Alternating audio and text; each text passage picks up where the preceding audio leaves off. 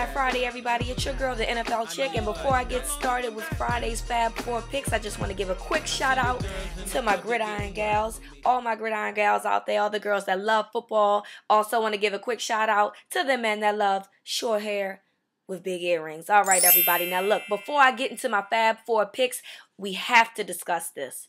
The refs are back, and no one could be more happier than me. Wednesday, I was still mad, still angry about the refs and the NFL and how we needed the refs back.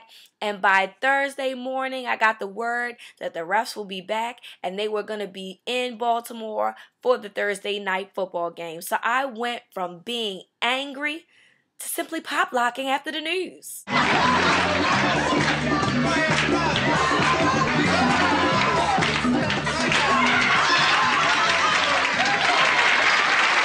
Thank you for coming back. You guys aren't always the best either, but we can handle your faults. What we couldn't do is handle those other guys' faults. And at some point, we'll start booing you again too. Just get used to it, but we love you nonetheless. Okay, let's get into the Fab 4 picks of the week. The Patriots head to Buffalo, and they're 6-point favorites against the Bills. The Patriots have started 1-2 for the first time since 2001, which is something that they're not used to. The Bills, surprisingly, are 2-1 and tied for the division lead with the New York Jets. I expect the Patriots to come out angry, mad, and irritated by the fact that they're 1-2 alone. A lot of bad calls were made in the Ravens game that Sunday night. They were up by 13 points at one point, and they ended up losing the game on a late field goal. Bill Belichick, $50,000 fine for putting his hands on the refs. I fully expect New England to come out, show out, and leave with a win, and having Buffalo Bills fans wondering what the hell just happened. Chargers at Chiefs, and Chargers are 1-point favorites at this point. They did not show up last week against the Falcons. I picked the Chargers to beat the Falcons in San Diego, and that did not happen. They almost laid a goose egg in last week's game until a late field goal late in the second half.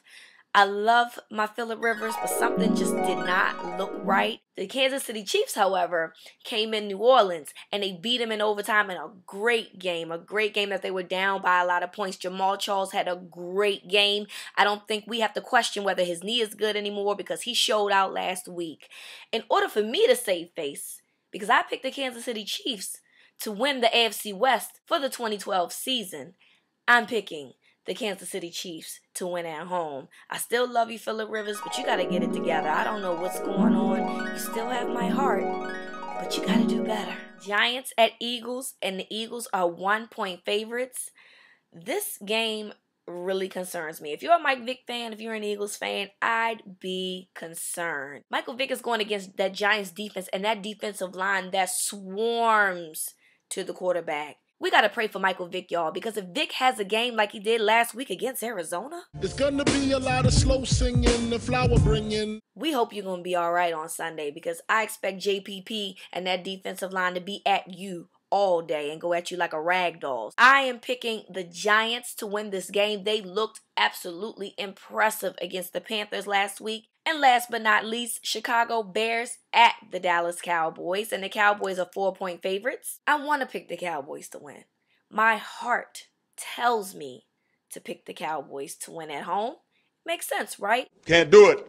After watching last week's game against Tampa, it just kind of nudges me in my brain that I should pick the Bears. My heart is not really good when it comes to picking things. My brain is a whole lot better. So I'm picking the Bears to win on Sunday's game. All right, time for your fantasy football updates, courtesy of fansfantasyfootball.com. Thank you, KZ.